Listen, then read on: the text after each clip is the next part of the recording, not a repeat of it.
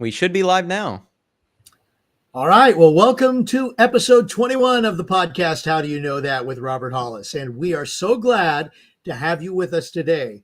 Before we get things going, if you are watching us on YouTube, please hit that like and share button. Well, they're probably one of this a little bit different, but hit those buttons, as well as the subscribe button to subscribe to our YouTube channel.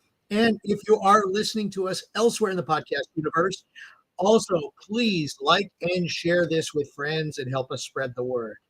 Also, if you'd like to join our exclusive community, the Inner Circle, you can join us by going to roberthollis.com/join to register. There will be lots of great exclusive content, and you'll be able to participate in our special breakthrough sessions to help you move on to the next level. Today is episode 21 of How Do You Know That? And our topic is visualizing success. Now, allow me to introduce our host of today's show. He is an entrepreneurial evangelist, renowned for his incredible achievements. He is also known for inspiring countless of individuals around the globe with his unwavering determination and spirit. And he has also helped 67 people as of this date become millionaires. Known as a mentor, GPS to success, and dear friend, ladies and gentlemen, Robert Hollis! Never gets old. Never gets old. The hostess with the mostess. As you guys can see, Craig is gearing up for the Scrooge. And that's how much of an incredible person and actor Craig is, because he couldn't be more of the opposite of that character. Just real quick, it just makes it easier because then I can control the look of it. Yeah.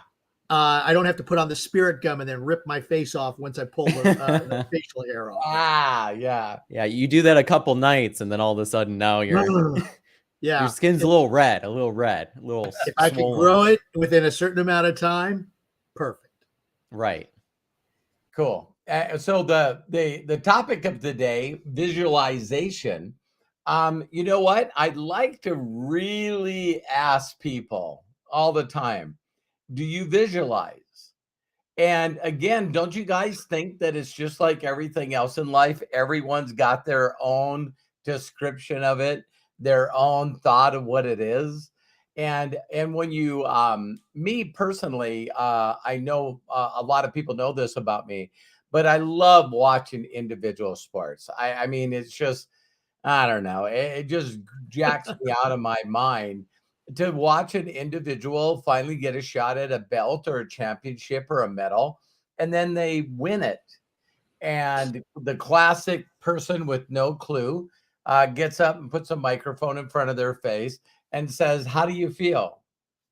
You know, they just said, in the new world champion, how do you feel? And almost 100% of the time, the person goes, I've been dreaming about this my whole entire life. And so that's a huge thing when you don't realize, according to the 6-phase meditation, if every one of you every single day spend a few minutes, did you hear me again? A few minutes actually being quiet and visualizing what you want your life to look like 3 years from now. Now, if I say visualize and you're going, okay, I closed my eyes, I can't see anything. That's called you're unconscious, unaware. See, now you're unconscious and you're aware. Wait a minute. People actually physically see a colored movie of them in it 3 years from now. They can feel the sun. They can smell the fragrance of wherever they are. They can hear birds, animals, maybe the ocean waves or the wind going through the trees. It's visualization is when he constantly says, make sure that you get all your senses. all your senses including in it. And if you're not feeling those emotions and you're not plugging into those senses, then you don't have a very high level visualization. That's as simple as it is. So visualization, just like anything else, not only takes aware, but secondly, it takes practice. And then thirdly, a part of mastery. So when you hear people that say, like that song, Daydream, why waste it on sleep when you can live a daydream? We know that people do it because teachers have been disciplining children since school started. What are you daydreaming about? So why is it always a few kids in the class always get mandated and sort of beat up for daydreaming? And then you find out later that the kids that were daydreaming are actually employing the people that graduated from college. It's like it's the kids that didn't get the degree, right? And so I know that visualization, I want to first, when I throw it back to Craig and Matt, is again, we could talk about our description of visualization, but I also want to talk about the first time that I heard about it, and it wasn't that easy for me. I was one of those guys that when I closed my eyes and dreamed, they weren't good dreams. So I don't want to dream. I don't want to recall things that happened in my past. I didn't think that I could see myself somewhere. But the places that I did visualize that I now realize that I did every day, but I didn't know was visualizing, is when I was tearing apart a car. And then now I'm building a race car. Do you think that I envisioned what the motor would look like, how it sounded, how it vibrated, what kind of noise the exhaust made, what kind of car it would be, how fast it would be? Yes, yes, yes, yes, yes, yes, yes, yes, yes. So even though I didn't think I was visualizing, it was just a part of me that had this thing going in my mind of things that I needed to complete. And so now it's just running in my head. So I don't know if any of you ever get plugged into some kind of project that you need to finish. It could be something as simple as maybe washing the car, or maybe I'm going to make sure that I clean the garage, or I'm going to clean this room. And do you ever see yourself going there and starting to do the work and started putting it where it needs to be, and how you're going to fix what you're going to fix, and how you're going to create what you create? To me, that is the minor leagues of visualization. All right. The minor leagues. So instead of journaling, you see yourself journaling. So it's like, if thoughts are things, and I know they are, if thoughts are things, Craig, when you first heard of visualization, or, we hear kids doing this, and it's like, I don't know why we get talked out of it. Like that song says, daydream, when we're kids, we're astronauts and rock stars. No one told us that it was wrong. No, not at all. Like, so who are you talking to, Craig? Oh, this is my imaginary friend, Timmy. Until a bunch of people said that that's stupid. Mm-hmm. Craig, stop telling people you have an imaginary friend, because we don't want you locked up in a white padded room. Where did all this stuff come from that took children with their innocence and imagination? And then we got to plug them into a group of people that just smash their ability to visualize. Yeah. Craig? I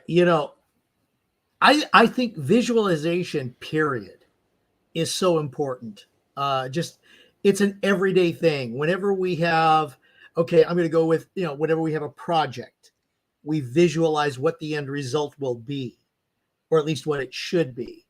when we were kids, like you're just describing. I mean, my gosh, how many times have we thought that we were that fireman on the big truck, or the cowboy riding the horse, or the superhero. I mean, that is visualization.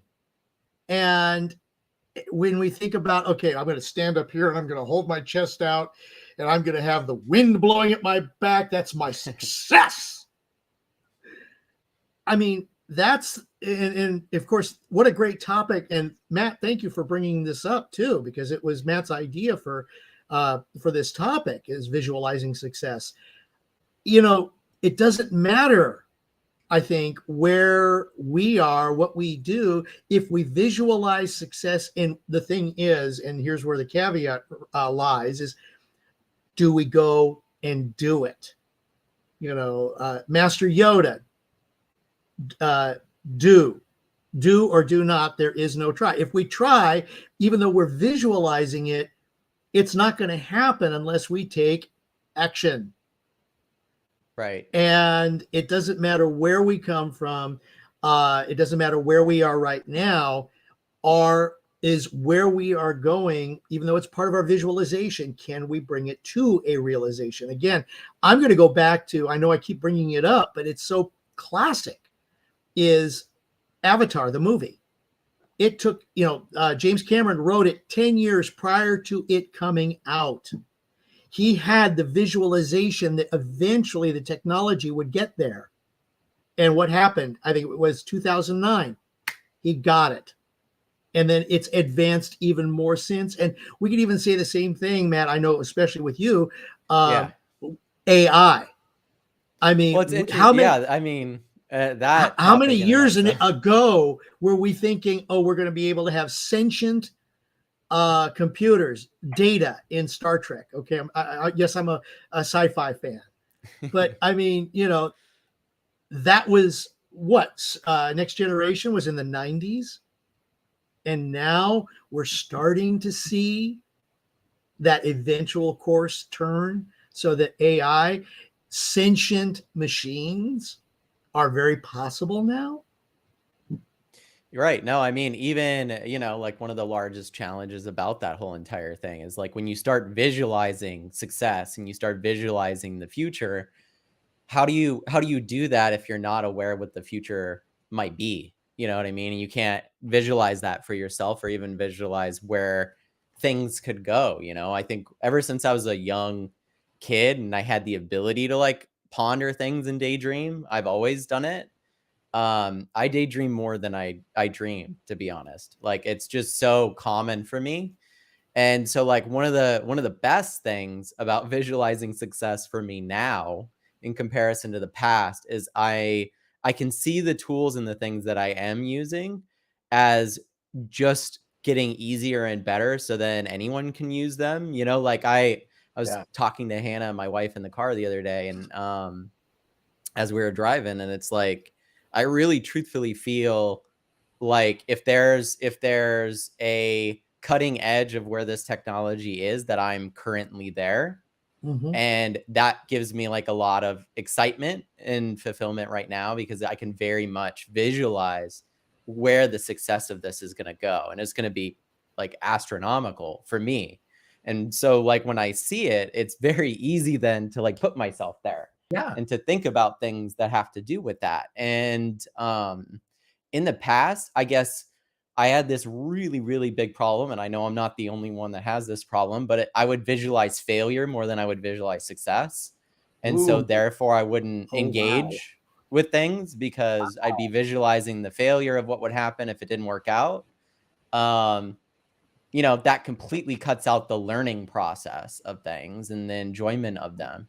Like I think it's really good to visualize every step of the way. To excite yourself, then just visualize the end goal. At least that's what works best for me, because like I'm more of one thing that's really worked for me is atomic habits, like the incremental amounts of success. Like right now when I work on things, I do the Pomodoro effect, which is a Japanese way of doing work, which is you take a timer, you set it for 20 or 30 minutes, you allow yourself to engage fully with what you're doing. But then when the 30 minutes is over, you allow yourself to disengage from it and move to something else. And this keeps, in a sense, it keeps my mind from wandering because I know, okay, if I'm on this, I'm going to be focused on this. And that's what I wanted to say that because going back to the daydreaming all the time, right? I'll have just these wild ideas for like apps or where the future will go or different pieces of technology that could be invented that I really feel like if I was behind would be very successful. Problem is I'm just not excited as a person in that industry to do something about it. So it's like, okay, I can visualize it, but like I'm not going to engage with it. That's not Mhm. my visualization of success. So I think being able to have that Pomodoro effect and be like, nope, you're focusing on this thing and only this. Then when my mind starts to hop, I take a step back and I'm like, okay, I'm only on this right now. So It's like a visualization squirrel. it is. I mean, if you're like ADHD and you're like Mhm. constantly trying to, it becomes harder and harder Yeah. today because we're so overstimulated by everything. So like it ends up just being a big issue of attention, right? Right. Yeah. Well, Matt, So you said something that I think that we could explore and maybe we could get some feedback from the people that watch the right. podcast. Um, I don't imagine failure at all. Yeah, you don't visualize failure. No, thoughts are things. I don't I'm going back as far as I can remember. Mhm. And I've never thought about what if this doesn't work or what happens if it fails. Right. And I don't know where that comes from. I'll give you guys a neat Yeah. example. I don't know if it's a flaw or it's just a uniqueness for me. But if someone could really mentally think what would happen if they broke into a beer distributor warehouse and and the visualization and goal was to steal some kegers because they're easy to put in a vehicle and then plan a school slash birthday party for me. Wasn't 18 yet, and so you break in and you realize that there isn't any kegers there. There's only trucks. And so you open up a truck and you find the keys above the visor and you open it up and it's full of beer. So you decide just to back the truck out and you don't know where you're taking it or who you're going to get to help you move all these cases of beer. Um, I I believe if my mind thought what could happen if Mhm. I wouldn't have done stupid stuff like that. It's like what if I get caught, Mhm. and it doesn't go right, and I could spend some time in a federal penitentiary? See, I think if I could have imagined what it would be like to be by myself and put in a cell and be around all these guys that are mass murderers, I probably would have stopped me from breaking into the warehouse. Mm. Yeah. I mean, I think, it's something being 31 now, like I think it's something that when you're young, I look back at my younger self, even 25, and I'm like, your decision making's crap. You know what I mean? Like the way that you handle things is bad. There's so many elements to being young that I think now that I'm older, I can look back on and go, I can give myself a pass, I guess, because it's like, okay, of course I was visualizing failure. It was so important to me to be a success and succeed that I had this like almost obsession with failure, right? And you watched me go through this, Dad. But It's see, like this, this is really important and interesting. yeah. When I'm telling people, listen, what's wrong with contacting thousands and thousands and thousands of people to find the right people to Mhm. retire your life? And people go, yeah, but what if? And they fill in the frickin' blank. And Mhm. my is, what if they say yes? Right. What if they get in and buy product and introduce you to your next superstar? They're like, no. What if they cross pitch me on their company? I'm going like, what the hell are you talking about? That Right. means absolutely nothing. Well, Hmm. I get too, like, and I want to let Craig talk on this. I'll just say this, but like, I don't know. I've dealt with social anxiety from time to time in my life, and I get like why it would be hard to like talk to somebody and worry about like what they might think of you. I think what you're sharing, Dad, is like the key to it all, which is to really just not give a shit and like get to the place where Hmm. your outcome, you always go into conversations knowing that you're going to try to make the best positive outcome that you can. And that's something that Right. I've learned, right? And so Yeah. it's like, listen, if I that's something I learned from you guys and Dad, from you, and from therapy as well, and from Hannah and Mom and a lot of people. But it's like if you set yourself up and you show up to a conversation or show up to something and you visualize it going well, and instead of you being like, I'm going to be this or that or whatever, just visualize it at peace in a sense. Like you just go in, you visualize it. Um, you go, I'm going to do the best. I know who I am. And if you are struggling with that part, there's other podcasts on that. But you go, I know, I know who I am. And so I know that my guidance in this situation is good enough. I am a good person, so I'll be Hmm. fine. And I think like that took a lot of the worry about talking to people away from me as I got older. Because I've Yeah. never really had a problem being in front of the camera either. Like Right. it's not an issue for me I'm to even for mentally, others. I'm mentally really blown away with you saying this, and I mean, I'm in awe of it because if Yeah. there's something that I don't experience where people, we just talked at the beginning when I said when we opened it up, if you can really not, get into an emotional state, change your emotional state while you're visualizing. And the thing that I never, ever, ever recalled that there's probably a large group of people watching this live or recorded that's going, oh, yeah, I totally understand what you're talking about. Because I think about what I feel when they cross pitch me and I want to beat the hell out of them. And when they try to scam me, I'm emotionally upset about that. And when they don't want to listen, you know what I mean? Because they're know it alls, that emotionally makes me a wreck. You know what I mean? I get upset about that and I'm pissed off. Do you think that there's just a lot of people that they're really good at visualization, but they're actually attached to the emotions that they're going to experience when it goes wrong and it's a self-fulfilling prophecy? Yeah, I mean, that's anxiety to like a T, right? Like we've all been around or experienced anxiety in a way where like you really fear a situation and then you get into it and all your fears kind of become reality. Like you're saying, like self-fulfilling prophecy. And it's because you show up to the situation like already anxious. Like maybe you're going on a first date or maybe you're doing something, you're like, Yep.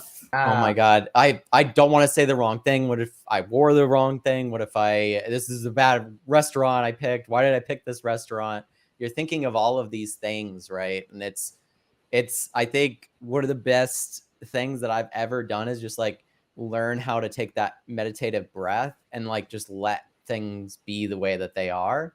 Like it's very hard to do, and I can't do it all the time because situations are different, right? Probably I don't even makes have kids yet. I can't imagine how hard it'll be to balance that with kids. probably makes us But human. Probably makes us human, Matt. yeah, no, absolutely. Hmm. So, Craig, in your situation, have you experienced either what my Oh dad my has or what I have? gosh. Which side do you fall on? Well, okay. I am actually, I was kind of raised a little bit with visualization. Hmm. And I'm going to go back to high school for this. My band teacher, every time we went to a competition, he would have us in our heads. I mean, literally 5 minutes before we arrive, or no, actually, because we had the field show and it was about maybe 11 minutes. So about 15 minutes before we arrived at the field show, we're on our buses. We Wow. called it quiet time. And nobody on the bus could talk.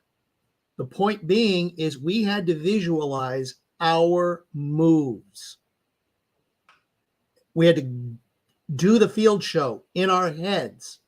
And Hmm. boy, what an amazing experience that was, because I was part, and for those, if people know about it, the Loera High School Marching Band in the 70s was considered one of the best. It was considered the show band and drill team of the Western states. And there's a reason for that. Wow. Because we would visualize exactly everything that we would do. Moves, the notes that we would play, when to move, when not to move.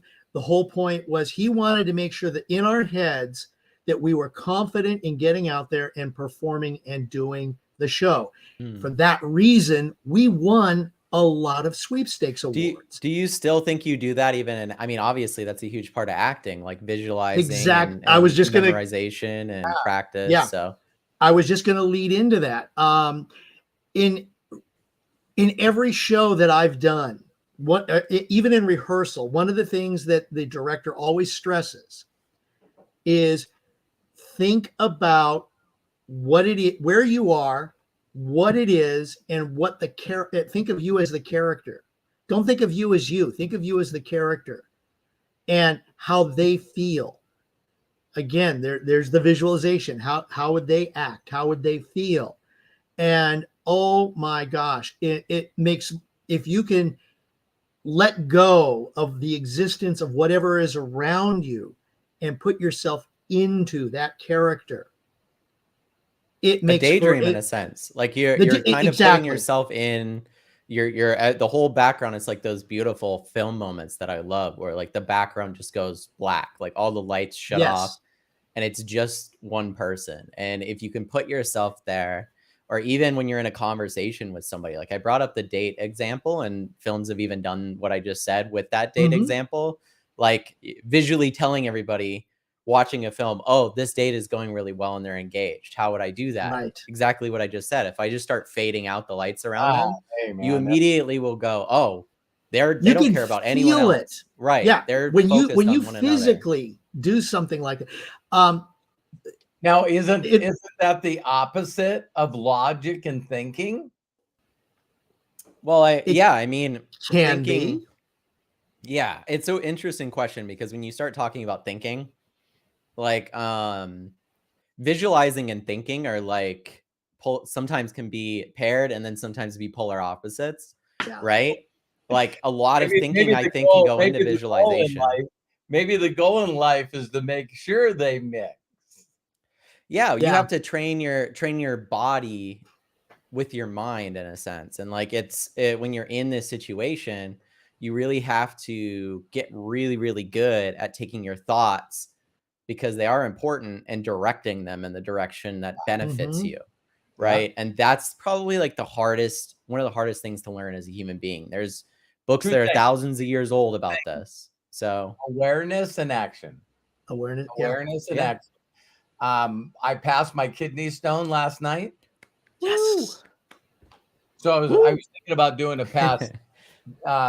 Instead of this too well pass, this has passed. And one of the things is I'm not saying that I don't have bad thoughts. That's a lie. I'm just saying that the first time that I got a kidney stone, I thought I was going to die. I thought I wasn't going to make it to the hospital. I thought that they were going to find me dead. And Terry's aunt's living room in Minnesota is where I had my first one. No one was around. I didn't know if I was going to be able to not pass out while I'm driving to the. I mean, driving with that pain, I can't imagine. Yeah, not good. And again, not knowing what it was. So even if I made it to the hospital, what is this? What is this? And so now that I'm aware of it, though, it doesn't mean that it doesn't play with my head, because it does. Because probably in the last month or two, I've thought at least probably 50 times about going to the hospital. That's awareness. All right. So then I go, no, I know where this is. And now I'm visualizing this too will pass. I constantly got to reiterate in my mind, I just keep saying in my mind, I'm well and I'm whole. I'm well and I'm whole. My body's I thank my body for doing whatever it needs to do, because I don't know what it needs to do to get rid of this. And it's, I understand that, but once you're aware that what you're doing and feeling isn't right, you got to take action on the other side Mhm. to change that, or you just go down the hole of it getting worse and worse and worse and Yeah. worse and worse. So you go down It's a that spiral with your mind. You just keep Yeah. it gets tighter and tighter, and that's the And again, truth, is that's that it gets worse. visualization too. that's Yeah, no, of course. visualization too. Yes, it Yeah. is. Mhm. No, the Because only thing I have close to that, Dad, is tattoos. So, I feel like being in a situation where you're getting, like, tattooed for, like, 5 or 6 hours, the Right. first couple of hours, you're always like, I don't even know why I thought this was such a big deal. At least that's how I feel. Some people Yeah. don't. But I'm like, "Oh, I don't this didn't even feel that bad," right? And then Mhm. hour 3 hits, and it becomes harder to control your mind where it goes. Hour 4 hits, and then you're going, "All I can think about is this." Like, you try to watch a movie, you try to look away, and your mind is like, "Nope, this is all we're thinking about now." So, like, Yeah. I can only imagine That's probably that why you see pain. a lot of How unfinished. would you get your mind away from that to do other shit? Like, it would be so hard. So, That's why there's I so don't I many. don't go get a tattoo and be like, "Hold on, I'm gonna get some work done while I'm doing this." So, Some people do that though. I I mean, know they, they do. that they, Get they their sit mind there, they're off on of their it, maybe. phone, and yeah, exactly. Yeah. But no, it's yeah. I think because we are, like you say, we are human. We have that visualization of the good, and we have that visualization of the bad, and we the awareness. Yeah, the two little guys on our shoulders, the angel and the devil, or something like that. Right. And it's like, okay, do I do this? Do I do this? And it's the awareness that you're Mhm. saying of, okay, maybe if I do it this way, I can go here. Maybe if I do it this way, I can go here. Maybe if I can do it this, no, I can't go that way, because that's not going to be a Right. good way to go. And it's part of the visualization. And sometimes you just don't even know Mhm. where you're going to go, and you just got to go and do it. Again, going back to Master Yoda, if you don't try it, then how do you know that whatever you're visualizing is correct or not? Yeah. I mean, there's And active avoidance in those things too. oh I yeah, feel like most oh yeah. people, like meditating is one of the most easiest things that any of us could do, but we like avoid it like the plague, even though it's like something you have to get better at. Like Mhm. the first time you sit down, your mind's going to be like, what are we doing? And that's no different than anything else you do. I just sent this video to my family because it was a really good video on what marijuana does and doesn't do to the body and the mind. And I was like, it's a great video because it doesn't lean in one direction or the other. This is really Mhm. good. It'll save you. It'll cure all these things. Doesn't lean in that this is really bad.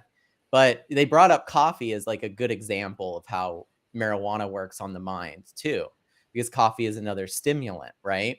Right. And so they were saying how every single day that the first day you wake up and taste coffee, it doesn't affect you as well as it will on the seventh day. And that's because of the chemicals in your brain. It actually takes time for your brain to go, we don't need this chemical in the morning anymore. That's going to come from this. So don't give it that. We don't want too much, right? So then you start drinking coffee, and now that chemical stimulant is going into your brain. The problem with that is the moment that you run out of coffee and you don't have coffee that next morning, why you're so agitated and pissed, it's the same way of like exercise. A lot of things are this way for people. It's because Yeah. your brain has gotten so used to having that chemical given that way that it's actually no longer making that for you. And it takes time to like get off of that, to get your brain back. Coffee and marijuana are kind of in the same area. It's like 2 weeks for your brain to go, oh, we don't need this anymore. Right. And so I thought about that with visualization and meditation when I watched it, because the truth is every single time I take distance away from meditating, even if it's like a month or two and I'm like busy and I'm like, I'll just get to it, get back to getting that routine together later. Every single time I sit down to do it, I don't go back to where I was before. I have to start over. Right. Because my Yeah, brain now has gotten used to me no longer doing that. And I think it's the same with visualizing things like success I and agree. failure. I Like Yeah. agree. you really have to make an active decision to take time to do these things. That's where dad, you sharing, you and mom, I know, do the 6 phase meditation. You do a few ones now, the guided meditations. So I guess where I would like to like lead this and throw it to you, dad, and then Craig, it's like, what is visualizing success for you right now? Like, what are your tips, or what is it for you? What's your process? So other people could be like, okay, I'll try that out. Well, one of the biggest things that you'll find from people that not only have like Bob Proctor's meditation for Vision Lakhani, Mind Valley, and then also Vision Lakhani 6 phase meditation. Also, all of Abraham Hicks's is just Yeah. amazing. There's the one thing is, like you said, Matt, is just to realize that you got to be aware and be willing to admit that there's people that are extremely successful, and not just successful in whatever definition that is, but they're at peace and they have joy in their life because they meditate. Right. So, Yeah. so you can look up transcendental Transcendental meditation. yeah, and when you guys see that, some of the biggest actors and some of the biggest directors and some of the biggest people that are in music, um, they go, "This saved my life." Jerry Seinfeld, still to this day, says that once he learned that, he did it during lunch hour every day. And he goes, people didn't even realize it. So he said they break for lunch. He would go meditate. It's 30 minutes. And then he would come back to where everybody was assembling, and he would get his food. And then when everyone went back to writing or doing whatever he did, he would finish eating during work time. And he just says that, so now meditation for me, I can't imagine my life without it.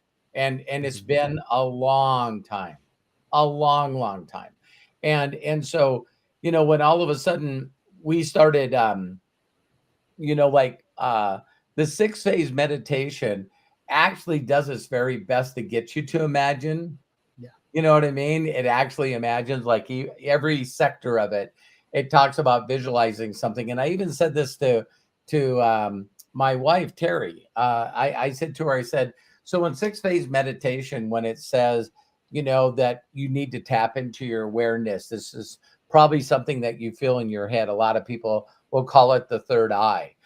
If any one of you have ever closed your eyes and got silent and then actually feel yourself looking for that, you will feel a state of mind change. You think you got it, then you think about it. It's just like everything else in life is, when you got it, you got it. And so then it talks about the first thing it wants you to imagine is a light coming out of the top of your head, and this white light, like the hearts came out here. Really? Yeah, because you kind of did that, then the hearts just exploded. Okay. Perfect timing. And so I asked her, do you visualize that light coming out of the top of your head and then expanding into a white bubble, totally bringing in your around your body? I said, do you see that? And do you feel that? And she said, no. She goes, I didn't even know that was important. And I go, so the next part where it says, now expand it to the room. Now expand. So once it says the room, then feel joy and love for those in the room. Now do it for your home. And then it says, start doing it for your neighborhood, your city, your state, your country, your continent, the planet. Me mentally, I go one more. I just go the universe, the galaxy. So I just want to be plugged in to everything that I believe I should be plugged into. Now, if I just went through one part of the 6 phase meditation, and as I do that, I actually feel my circle and see my circle getting bigger. And then I mention names. So believe it or not, I actually, talk about the neighborhood, and then immediately I'll mention Monine. And then I think about, when it says city, I expand it a little further. And then I just say, Matt, Hannah, Milo and Rue. I expanded a little bigger. See, when I did the house, I did Kyle and Terry and Dex and Leo. I think a little bigger. I think of my son, Robert Hollis Jr., Amy, his wife, my grandchildren, Olive and Ryder, Joey. You know, they're golden. You know what I mean? And then I take it bigger. I think of Josh and Jenna, the people that are involved with MDC, all the affiliates and customers that I have. I also think about the inner circle members. I actually am grateful for Craig Jackman, a visionary, and helping us make this happen. So Matt, when you say, what do I do? I think that's really, really important, because when I do that, I think of those people. I'm grateful for those people, because I do believe the things that I'm more grateful for and appreciative of, that then the universe gives me more of that.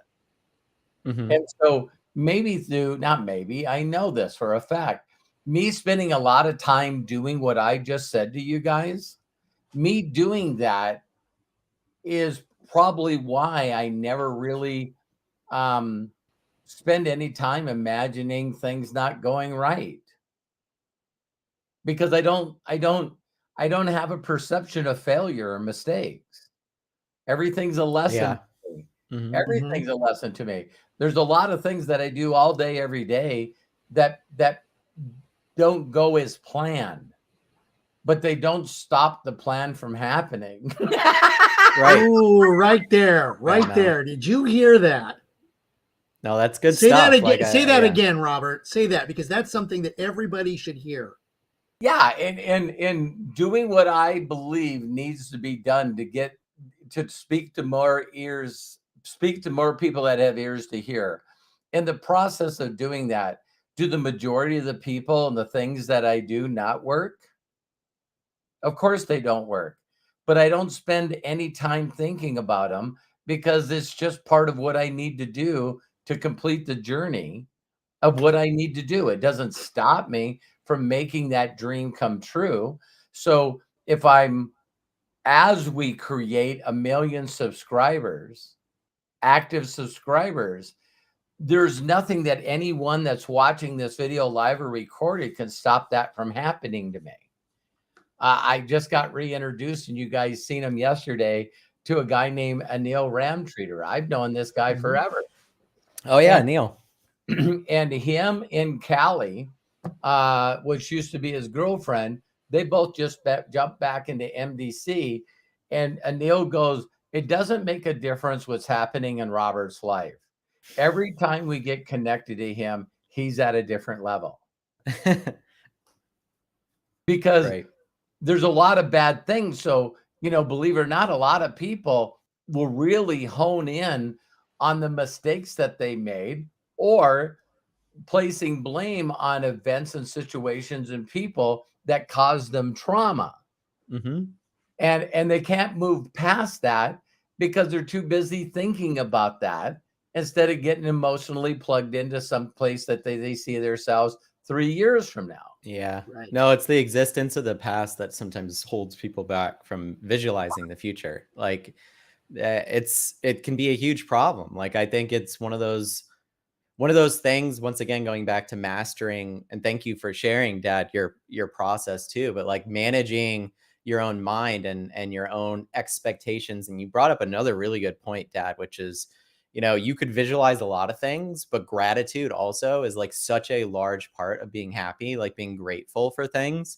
And I think anytime there's like wars happening, I'm immediately grateful that I was born where I was, and Holy cow. and have the safety that I do, because like it's something I take for granted, like every single day. You know what I mean? Like walking down the street, going to get some food that's perfectly made for me and like tastes delicious, and there's not a care in the world, and how hard and difficult it is for others that don't have that. Yeah, And because your awareness is not there. There was a lady that it was pretty crazy to hear this, where I heard a lady say, never in my wildest dream would I believe that I would hear a siren go off. And then you hear a bunch of explosions going off, and your first thought is, what is that? And they go, well, that's the Iron Curtain intercepting missiles that were headed for us. Mm-hmm. And she says, so while you're hearing this, all of a sudden you hear a different explosion and the ground rocks. And you immediately know someone was either hurt or killed, if not a lot of people. You know that was close, and you know the Iron Curtain missed it. Right.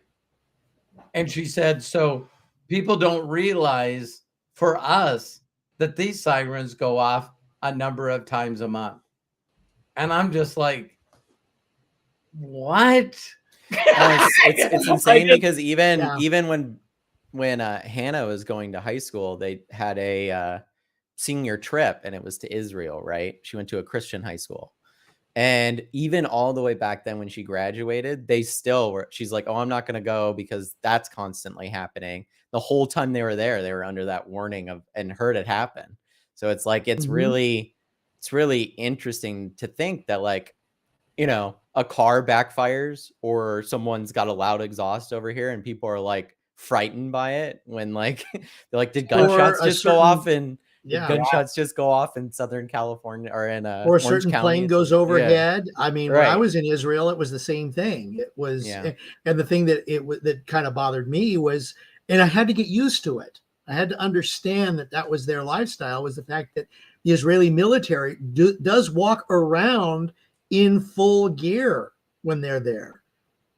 You know, you'll see a guy who goes up to a coffee shop and he's got an M80, or I mean, not an M80, a machine gun strapped to his back, and he's got a gun belt over one shoulder. He's got 2 hand grenades on his belts. Mm-hmm. And for them, that's nothing. Yeah, I remember seeing that in Colombia, and I was just like, wow. Yeah. The people with the power and the people that are not power. And because I didn't know the history of Colombia, every place we went, you couldn't park in a garage, which everyone parked in the garage because you had to be safe. So every place that you pulled into in a garage, these guys would come out with machine guns with mirrors and go underneath your car, make you open up the back to, you know, wave the luggage and stuff. Oh, You're just like, so every place we go into, security is seeing whether or not we got bombs on us. Yeah. And it's like, wow. So, and that's like day-to-day life for people over there, and it's difficult. You know what I mean? I'm sorry, Matt, you brought it up with, you know, gratitude and appreciation. You know what I mean?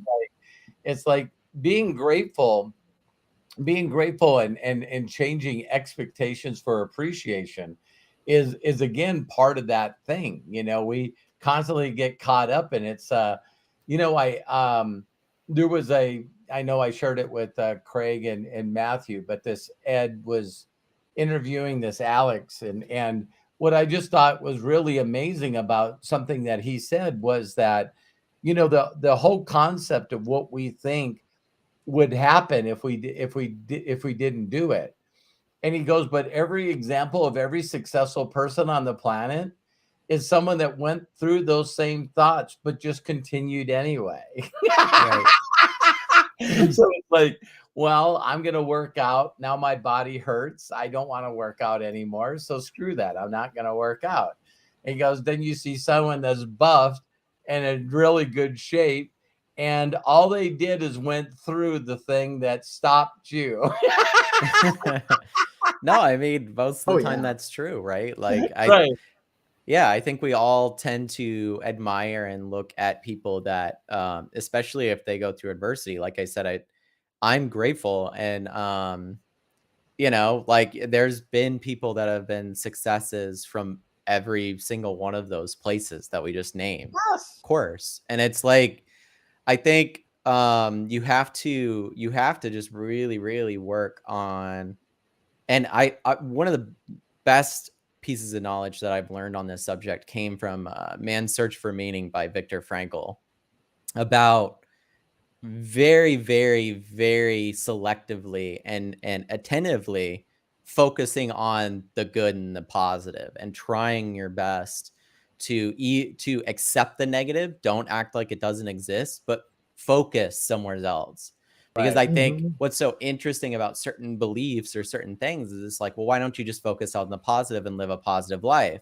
That would be to not acknowledge half of life's situation, which half of it is negative. Like half of it comes up as negative. And yes, you can keep positive thoughts, but I tend to be one of those people that's like, it's going to domino if I allow myself. And eventually I'm just going to be really anxious because I didn't give myself the time to process the negative aspects of it. Right. But because you give yourself the time to process the negative aspects of things, you allow yourself the time to let it go. And that's something that I had to learn going back to visualizing failure. If I allow myself to sit, and this is like Buddhist type principles, right? If you allow yourself to sit with that feeling and think about it and visualize the failure completely, then you can go, I've done that. I can let it go. I don't need to do that anymore.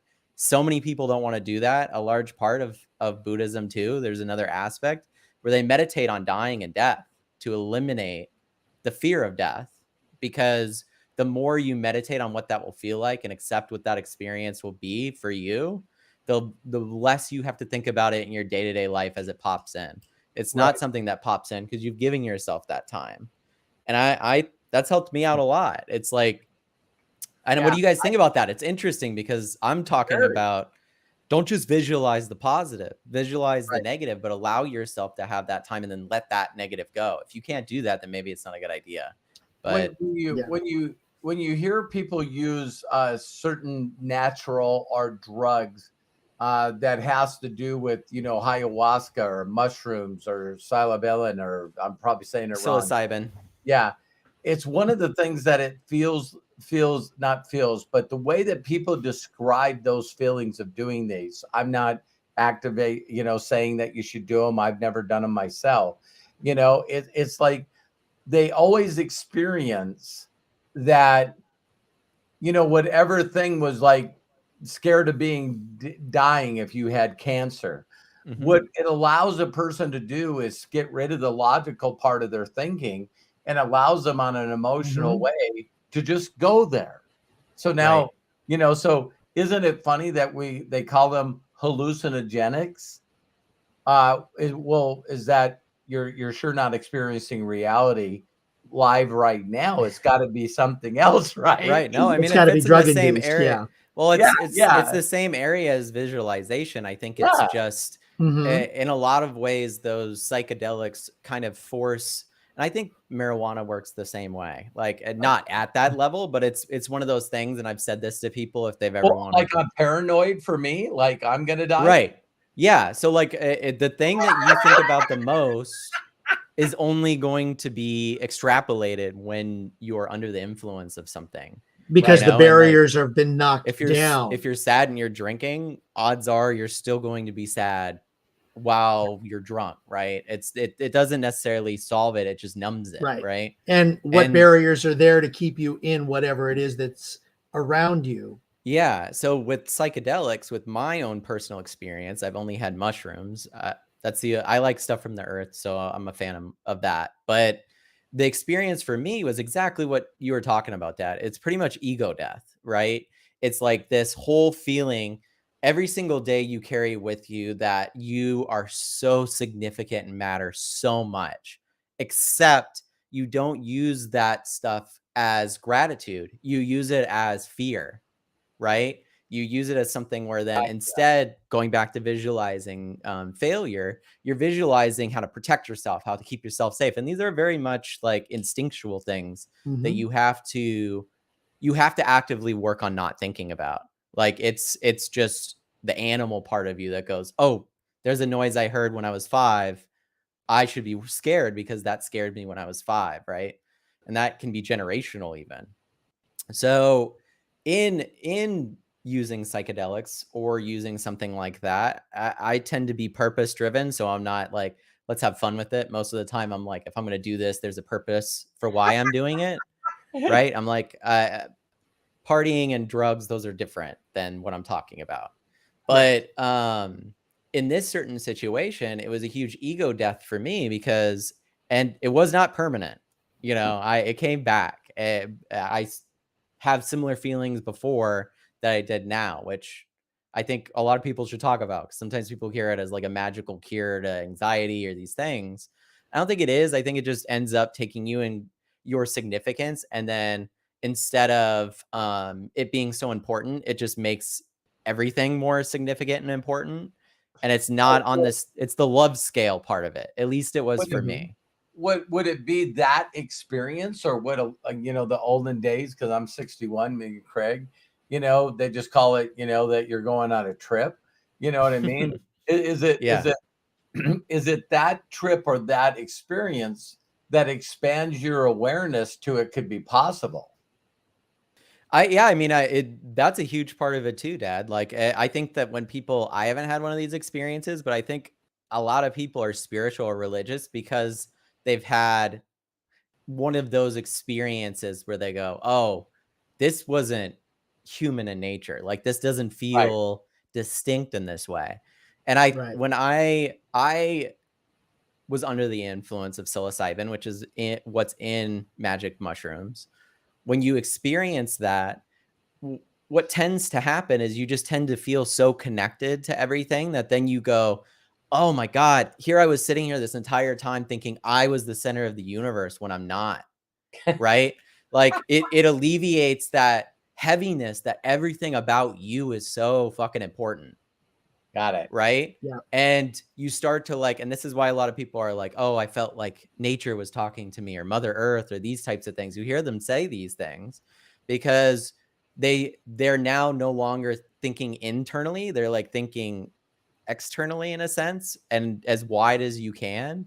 So that's why it kind of like causes that ego death moment, because you're kind Right. of like, oh, you come out of it with less anxiety and all those feelings because you're going, man, why did I think this all was so important?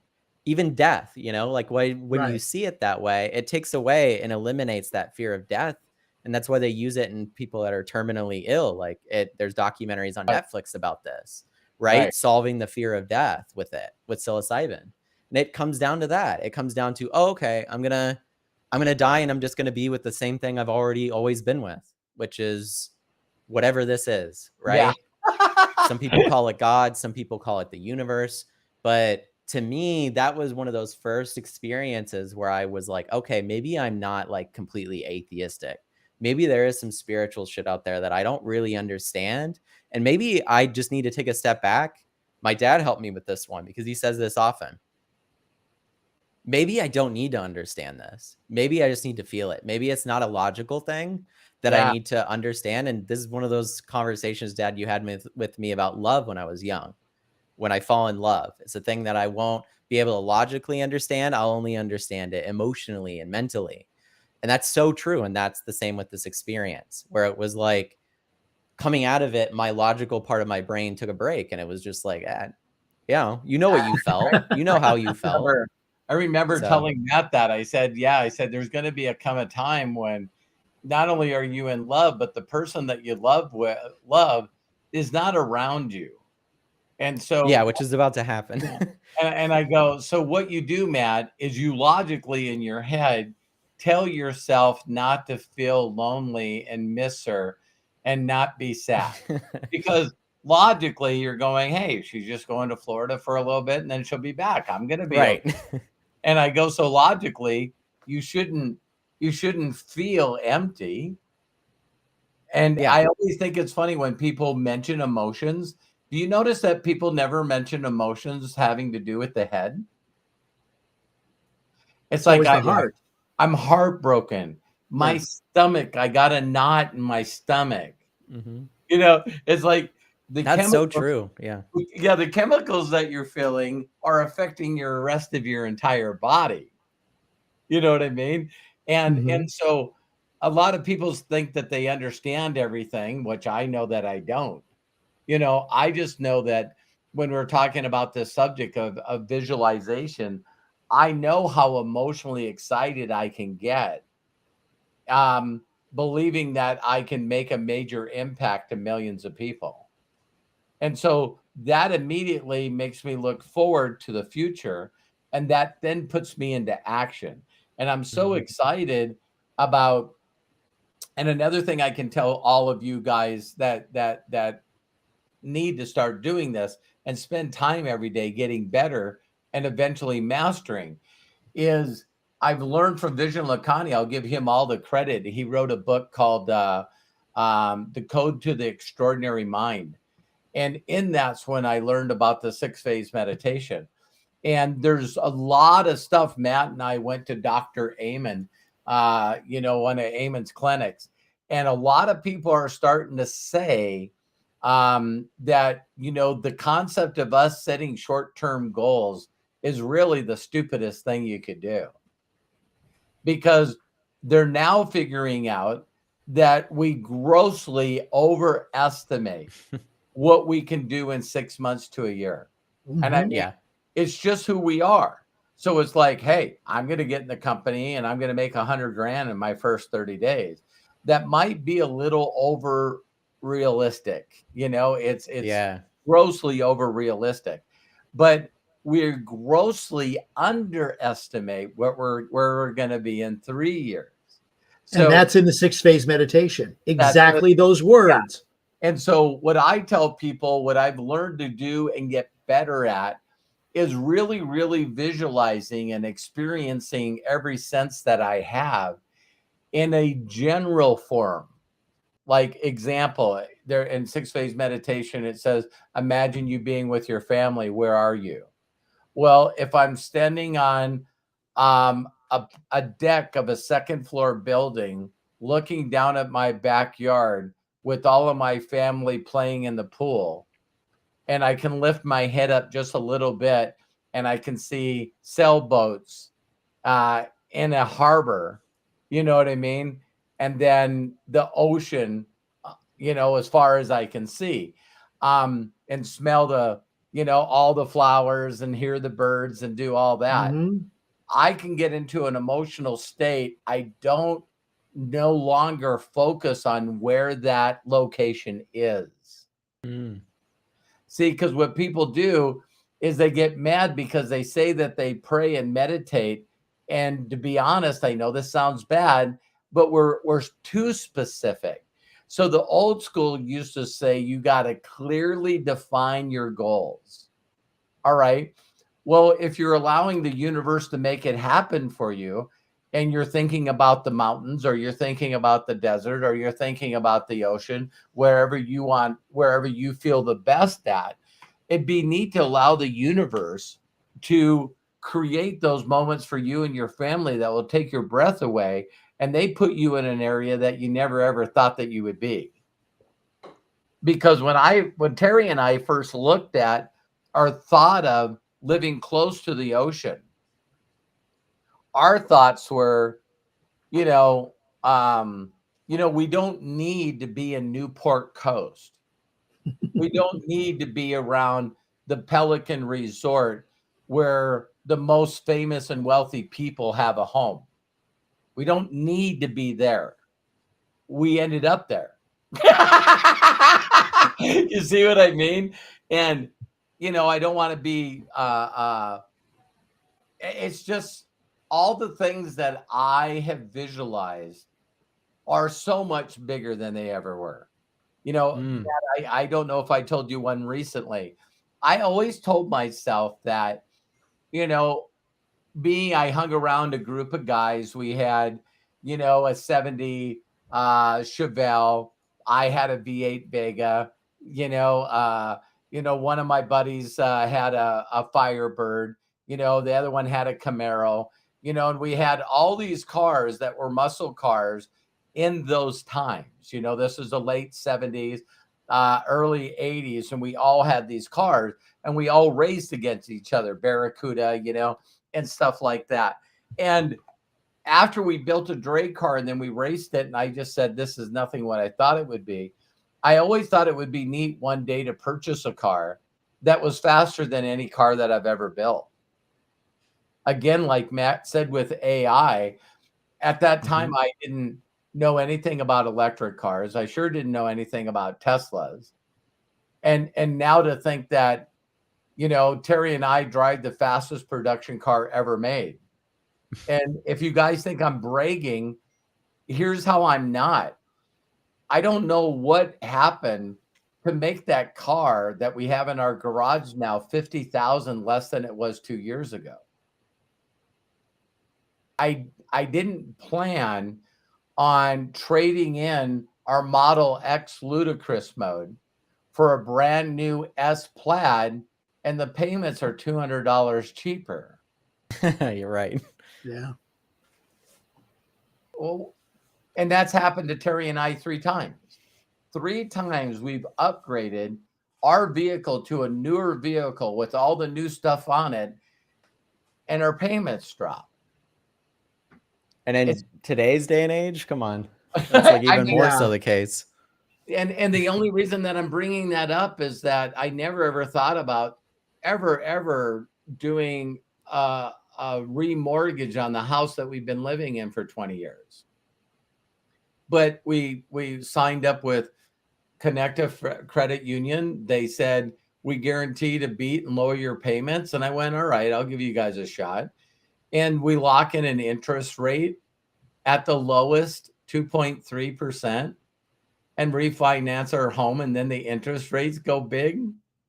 I'm like, there's Yeah, I mean, there's certain things, right? Like you come across in Timing. your life like that. And I think what's so serendipity. interesting, right? Ser- What's so interesting, Dad, is like, and I'd love to hear what both you guys think about this, because this kind of fits into visualization too. But it's, man, when certain things come into your life and you have opportunity, right? And maybe this was an opportunity that you visualized for a very long time. It might not be exact, like you're saying, Dad. Like, you right. might not have been visualizing you driving a Model S Plaid 15 years No, ago because it didn't exist. it didn't exist. But, right. But you did visualize your lifestyle having the opportunity to do these things, to enjoy these things, to have fun. So like almost that freedom and that lifestyle was something that you did visualize, the pool in Right. the background, the sailboats and stuff like that. So with that said, like, before we pass it to Craig, what are you visualizing now? Like what's like Wow. your biggest visualization? Yeah, to show you guys about generalities again, right? Is for me, I'll never forget the day that my mentor said to me, Bill Gould gets a lot of credit for this. And I kept telling him, which is funny, you guys know that I try to teach you to stop saying stupid stuff. Right. Yeah, try to stop the Dino. But as I tried to set my goals, they were always asking me on a 6-month year to base, 2-year, 5-year, 10-year, that you were supposed to write words, like on your net worth. And I had a real problem with that because I'm like, I really don't care. I'm not materialistic. And so it took Bill, which is also a whole subject that we could talk about, is the ability of reframing. Yeah. So Yeah. someone that's really, really good, they can reframe something for you very, very quickly. And that's really the basis of a breakthrough. You just look at it differently, and someone gives you a different perception or reality to what you believe it is. And you have an aha moment that usually ends up being pretty emotional Yeah, because, that's what therapy is. Honestly, yeah, it's some of the biggest aha yeah, moments are yeah. similar. And so, when he said to me, he goes, well, great. He says, why don't you set your income based on giving? Why don't you set Right. your income based on the amount of people that you help? So nowadays, it's like, again, Matt and I both believe this same thing. I know Craig does. It's like the whole universe is conspiring to make what we need to happen. Because regardless of AI or not, the person in the future that has the most subscribers, that the person feels good connecting with that person, listening to them, being connected with them in any way, shape, or form. I know we have a large group of people on YouTube, and thank you so much, that because of their time schedules and them being at time zones all over the world, that constantly are making comments after they replay and watch things. They don't get to watch them live. But it's like there's not a doubt in my mind that, and very soon, that we'll have over 1 million active subscribers. And that is not only including the company that I'm involved in, but also our YouTube channel. And again, whatever AI hasn't created yet. And so if you're constantly believing that you're going to attract those that have ears to hear, where in their life, they're at the right place in their lives where they're not only dissatisfied with their life, but they're willing to make a change. They're done. I'm drawing a line in the sand. And I just want us to be the ears for them to hear, because there is a few billion people on the planet. So hitting 1 million subscribers seems very insignificant to me. Really, really, really does. And so, from 1 million, we'll go to 2 and 3, but just to be a voice out there of wisdom and getting people connected with, where as they listen to us, they immediately know that we care and we're not out just to get their money. Mhm. So virtually everything, Matt, that I have in my heart and belief in the next 3 years, the next 6 years, or whatever, is I know 1 million subscribers are going to take care of that. Right. Yeah, no, I mean, that's a Mhm. great way of looking at it too, Dad, because I think when you can visualize, or you can see, okay, this is my goal, this is where I would like to be. I'd like to have this impact of over 1 million people, especially. It how you get there or what way you get there really doesn't matter if you're not Doesn't. visualizing it that direction, right? Exactly. Like, and I think having an open mind and going, things don't have to be the way that I specifically need them to be, is another one of those big Yeah. things too. Like, what's so interesting is when you when you get married, or when you're in a relationship, and I don't have kids yet, but like, I'm sure when you have kids, your visualization changes. Why? Because part of what they want is also part of what you want, because you want to see them happy. And so you want to see them succeed as well. And so, like, I think I've watched you, Dad, already have that 1 million person impact in my lifetime. So Yeah. it's interesting because I think you rotate that goal and you just change the 1 million people that it is. It is. Yes. Which Yeah. is funny, because it's like, okay, I did the 1 million. Now I'm just going to do another 1 million, the next 1 million, right? And it's like kind of a good place to be in, because then you can keep that motivation, that inspiration, but you're not like, oh, I did it already, I could set that down, I'm done. You know what I mean? Because it is such a large goal. I mean, in a way, it's almost an impossible goal, because you're not going to reach every single person. But the closer you get to that, the more of an impact you're going to make. So And I think it's great. the only other thing on visualization before you guys pick it up is I'm still, like I said in my video today, stop being an asshole. Right. It's very easy for me, Matthew and Craig, and the rest of the watchers that are watching this, and thank you for doing that, is if other people have done it, I can do it. Mhm. So not that I need to look at Mr. Beast with 1 trillion followers. I know it's not, but with all his channels combined, who knows what he's got right now. But Right. there's a lot of people out there that are impacting tens and hundreds of millions of people. So I'm not going out of my way right now thinking about a bigger goal than just having at one instant in time, one moment at time, to have 1 million active people. And so Right. I know it's possible. And here's what people really get blown away. I know it's possible in the company that I'm in. So I know it's possible with YouTube, and I know it's possible with the company that I'm in. So there's already someone that made 1 million a month. The company's already had 1 million satisfied customers. So if it could have 1 million satisfied customers under a company and have 500,000 under an individual, it's like, I don't see why. The only reason that people couldn't achieve it and won't achieve it is because they're focused on all the people that say it can't be done instead of the people that believe that it can be done. No, yeah. I mean, that's a huge thing, Dad. Right. Is like the 100%. going back to the mental focus, right? If you're I love this this thought, and you've said this, Dad, but I just reheard it again the other day. And I don't know if it was from your video or if it was from somebody else's, because I've been watching a lot of this stuff lately.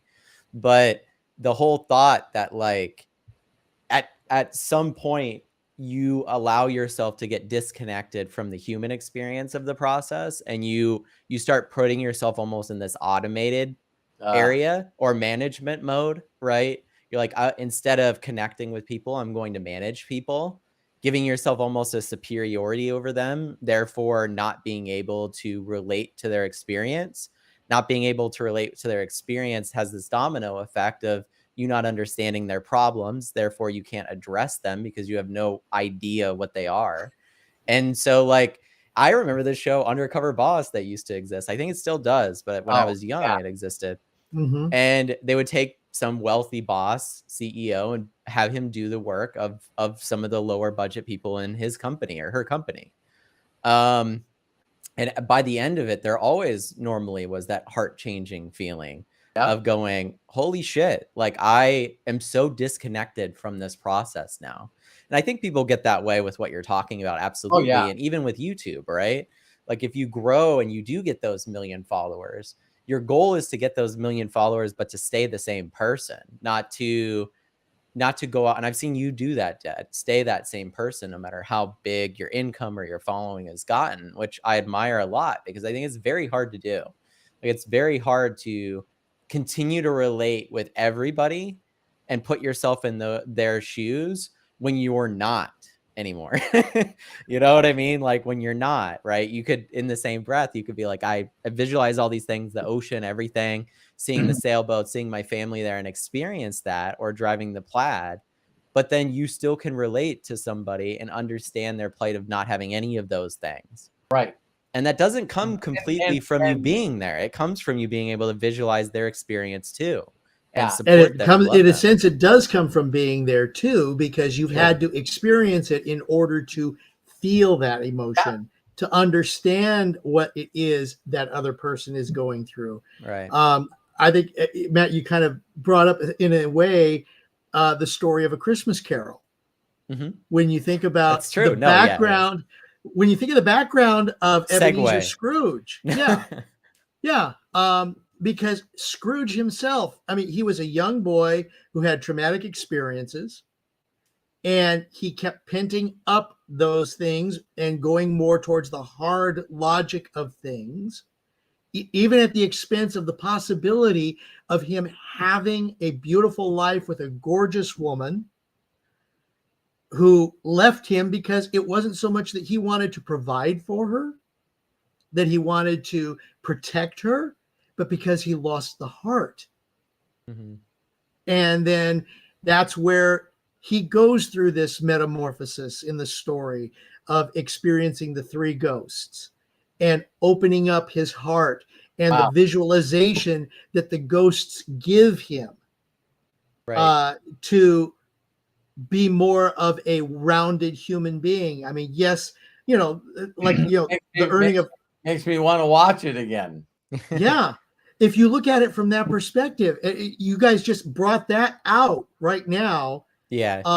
In this, and especially at this time of year, that when you think about it, it's like, okay, how much Scrooge are you going to go to before you open up your heart? Or Grinch. Yeah, I was going to say the Grinch is another example. Grinch is another story, one. Right? You know, he talks about his heart being, one size or 3 sizes too small, and then growing 3 sizes too big after the experience of the emotional side of things. And what happens after when, yes, going back to Scrooge, he was a hoarder of money. But when he opened up his heart and started allowing other things in, there was more to it than just that. Yeah. Mm-hmm. And I think the Grinch also, the same thing. You see him sitting there carving the wild beast in front of all of the Whoville people, and his smile is huge. Everything turns out for the better. I mean, yes, these are stories, but essentially, when you think about it, they are talking about the human condition. Right. That's what all good stories do. Like, Yeah. I think that's the key to it, right? And I think, um, as you were sharing that, it just is a constant reminder. It doesn't matter what way that story comes to you, whether it's from this podcast, reading, or watching A Christmas Carol, or I mean, you can go through multiple other movies. It's a Wonderful Life kind of has that similarity of how much of an impact he has made. And Exactly. I think obviously we share these things, these human experiences through stories, whether it's our own or someone else's, or a fictional story that might have elements of the person that made it in it. Um, it is really, really incredible how the focus aspect of those stories works too, because they always start before act two or the instigating event. It always Mhm. starts with showing sometimes the absolute worst of that. So then we can go, well, we fit maybe like 3 inches to the right of that, right? Uh-huh. I when someone comes to the door, I buy Girl Scout cookies. So it's not like I don't give anything. Right. But we tend to focus more on ourselves in those situations. And I guess getting back to like that whole thinking outside of yourself, thinking about your impact and stuff. I do want, Craig, now that you're talking about this stuff, for you to go into detail about it a little bit, because for me, growing up, like loving and enjoying stories, obviously, and like enjoying Mhm. them quite a bit, a lot of the things that I've learned have come from fiction, or come from acting, or come from directing, or these types of things, right? Right. For you, having done some of those things, um, I, how does that feel? Like seeing that connection, Dad, it's similar too with you talking on stage. Do you guys Yeah. actually like make people feel things in real time? I haven't really quite got there yet. My process is always like a couple removed, right? Like I Mhm. write something, I create something, I'm like, great, they felt something about it. But to see that in real time, I that's got to be one of those interesting visualizations, right? Talking about putting It yourself is. there. Right. When I was, in fact, a classic example is when I did the MDC event.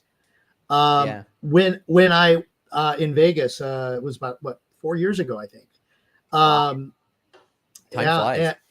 but what I love about doing stuff like that, especially with what I'm relating to, is I've learned to talk to people, and this is exactly the same way with acting too.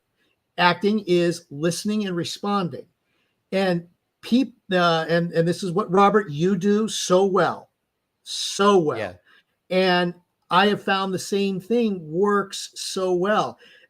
When Robert, you train on people to when you train people to listen and respond and don't just jump in all the way, it makes so much for a much better experience. When I was on stage, one of the things that I loved was when I introduce people, when I talk about I go from this part of the show to this part of the show. I try to get the audience involved, and what I do is I look at the people, I look at them, I talk to them.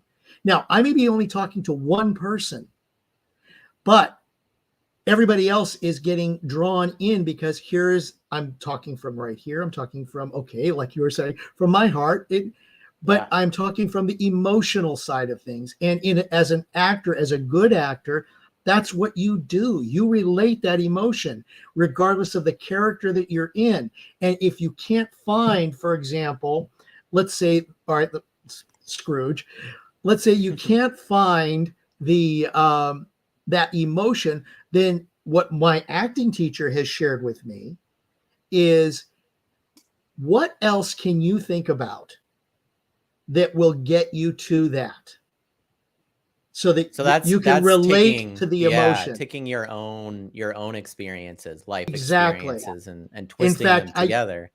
I had to use that at one point in the last show that I did at the beginning of the year with a person that we all know. I'm not going to mention names, and the experiences that they have gone through, Mhm. and it put me into a mode on stage that I could hear the people responding after I left the stage at that point.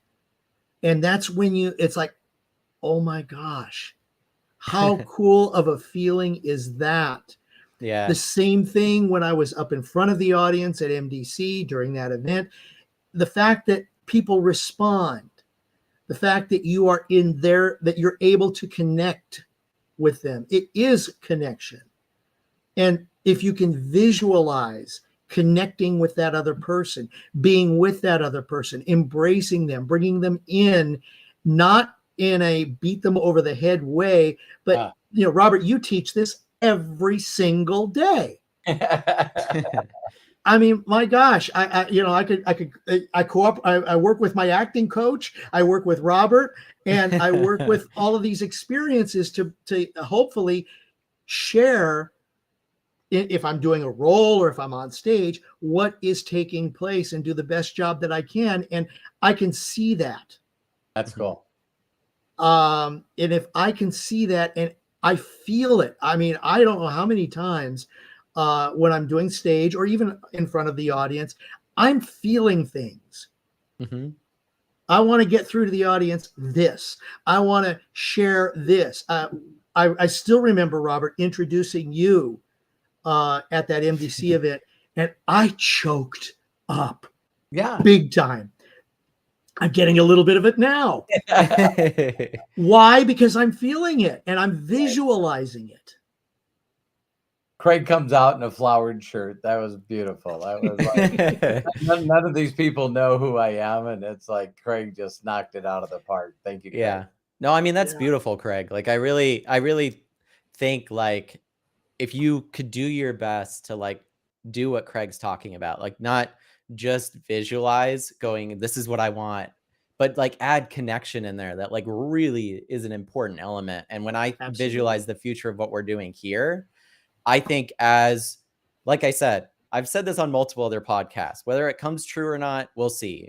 You can come back to this if it does. But I think we've had this exponential timeline with social media, the way work-life balance exists now, that we've almost like lost our sense of humanity and become more robotic, not just less empathy for one another, less empathy for ourselves, less empathy for the world, what's happening, where things are going. And I think that is because we're part of that process of disconnection from that. We're like not connected anymore to one another. We're not connected anymore to each other's experiences or what we're going through or the struggles we're dealing with. We're not listening to one another. Mm-hmm. And so when I think where will this go in the future? It's like, well, as AI starts taking everyone's jobs away and taking all this menial stuff that we've been doing for money, but only because of that, like, we're trading our time for the money, and the time now is way more than the money for some reason.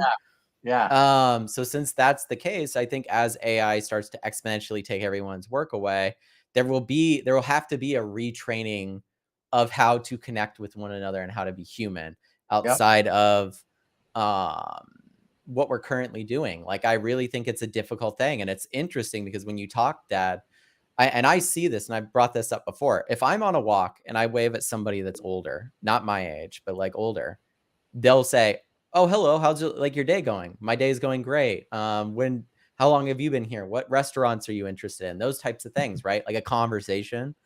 And this isn't every person, but man, is there a disconnect with the younger generation and like having those conversations? Like, it's just almost like it's harder to connect because you're like, my time is valuable and like I don't want it to be wasted. Thinking once again individually, but in fear. It's not like, I get to spend this time. How grateful am I that I am alive and I get to spend time with human beings?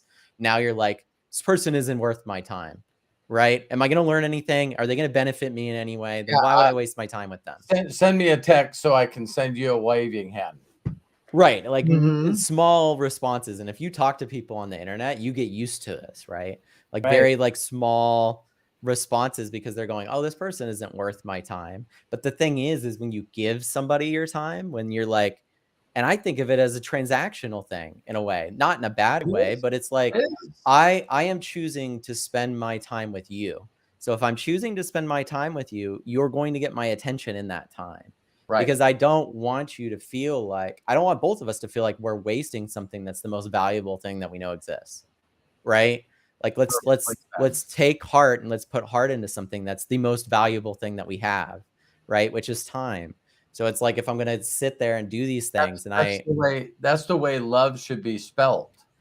yeah, Is like T-I. I shared like Yes. and I shared this with these guys too, but this is water video, and Craig, you could share that if you want, or I'll share it in chat, by Yeah. David Foster Wallace. But he talks about in this lecture how even if you go, and Dad, Bill Gould shared this with you guys and all those things, and I know you know that.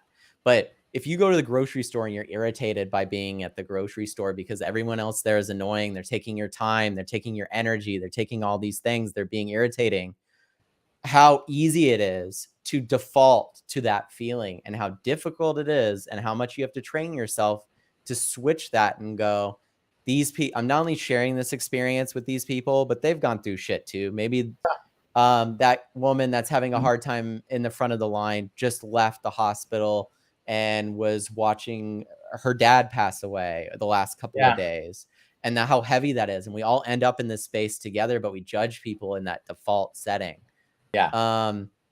Taking control of that and visualizing these things is so important. So when one of the things that I just loved is, what you do is you try to visualize the best person you can be. And where, you would like to, I mean, even in the 6-phase meditation, when you get down to the end on it, basically is talking about, what kind of character do you have? What are some new things that you've learned? And being being the best human being is the ultimate goal, is just, and so it's fun for me to just do what I know I need to be doing, trying to do my best to connect with people and make them feel like I care, because I do. It's not a deal. And then I can go to an event and everybody goes, well, we're thinking about some characters for Snow White, so, in the elves, who should be happy. And then you hear in stereo that everybody says Robert. There is a way that you can be and put smiles on people's faces and be that kind of outrageous person that's making everybody laugh and giggle. Yeah, imagine this thought. Like, I don't know you'll agree with this, both of you guys, but imagine this thought. You actually just make your main goal connecting with people, your main goal building relationships with people.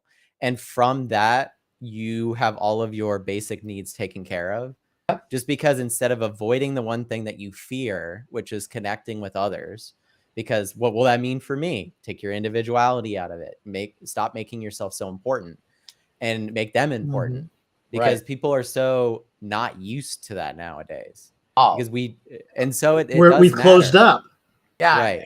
I believe me and Matt has talked about this, what is so great about visualization, and in the visualization, people say all the time, well, I don't know what my purpose is. I don't know what my calling is. I don't know what my passion is. I'm telling you what it is. It can be a lot of other things, but let me tell you what it is. It's within what you're doing gives joy and inspires others. So the way to greatness is the service of many. So when you guys see certain individuals that seem like they have the it factor, here's something that I think is amazing. Is Taylor Swift right now, I can guarantee you that 99.9% of the people on the planet are so sick and tired of hearing about this chick right now. Because they even call it the Swift effect, right? So she can't even show up to a football game for her first time. And, her boyfriend, jersey goes up 400%. Well, now NFL is saying the games that she shows up to, that it's like 8 times the viewership. It's got nothing to do with football. Nothing to do with football. They want to see if they can see Taylor Swift in the box talking to, Kelsey's mom or dad, right? Or how she's reacting to certain things that are going on. Are there. So then she does this movie, and she basically comes up with the idea that I don't care about, companies and distribution. I'm just going to go directly to the theaters and cut a 50-50 deal with them. And now she breaks every record of every concert film that's ever been created. But she also already outperformed Barbie, the #1 movie for the year. And so people are saying you got the Swift effect, and you got all these girls and women that are just going crazy, and some men. Yeah. And it's like, do you guys think that her it factor is her songwriting, her ability to sing, her ability to entertain, or do you think that her fans really feel connected to her?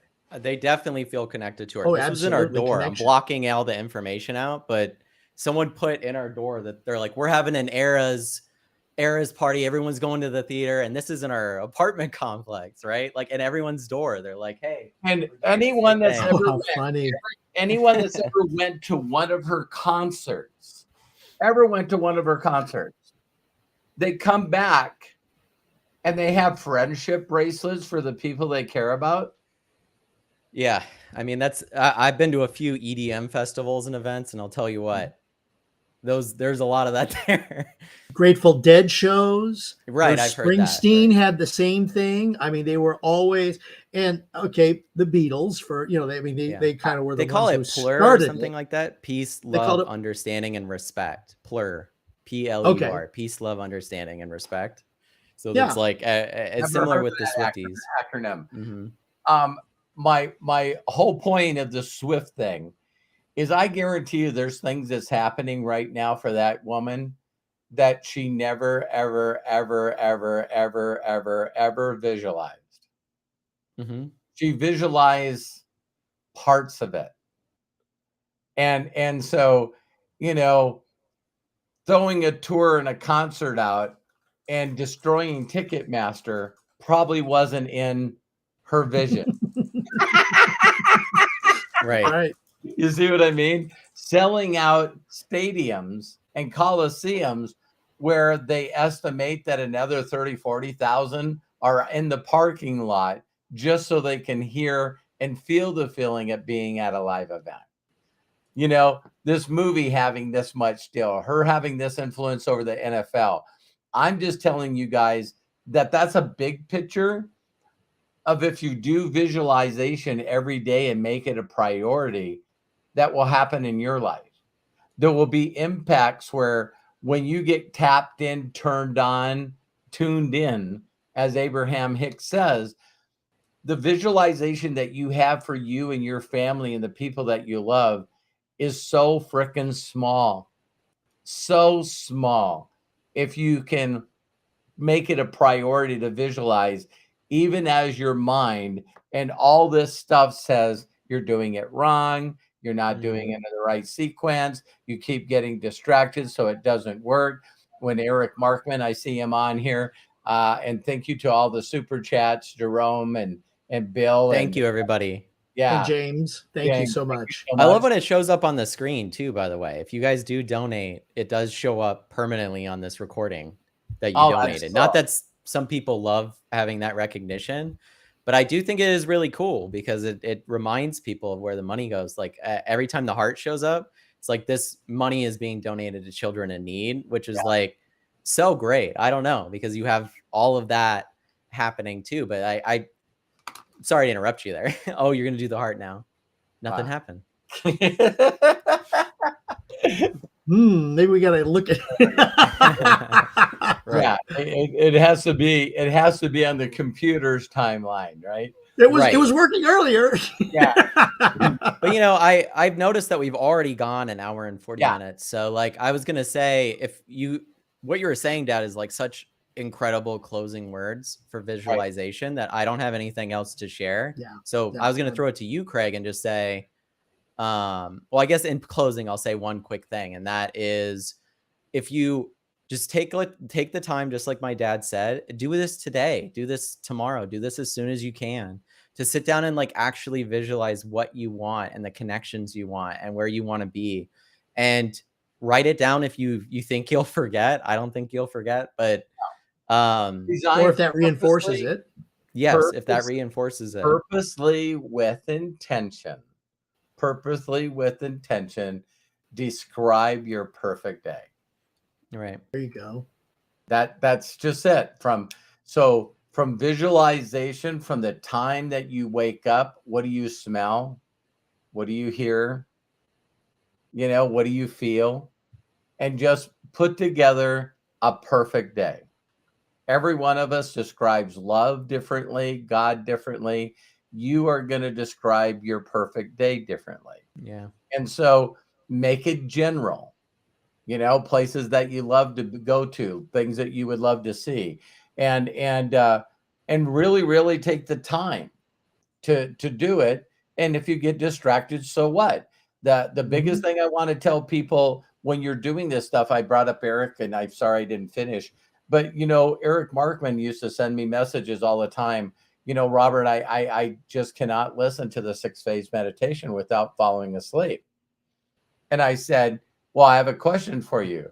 When you woke up, was the audio over? And he said, yeah. And I said, then you listen to it. Every time you listen to it, you fall asleep, but I guarantee you're going to fall asleep at different moments in the audio. So just work your way through it. If you're subconsciously, if you're listening to it and you're conscious, and your mind starts drifting and going, oh my God, I got to go get the tire fixed. Oh my God, I got to fix the garage door. I wish I'd passed this kidney stone. It's like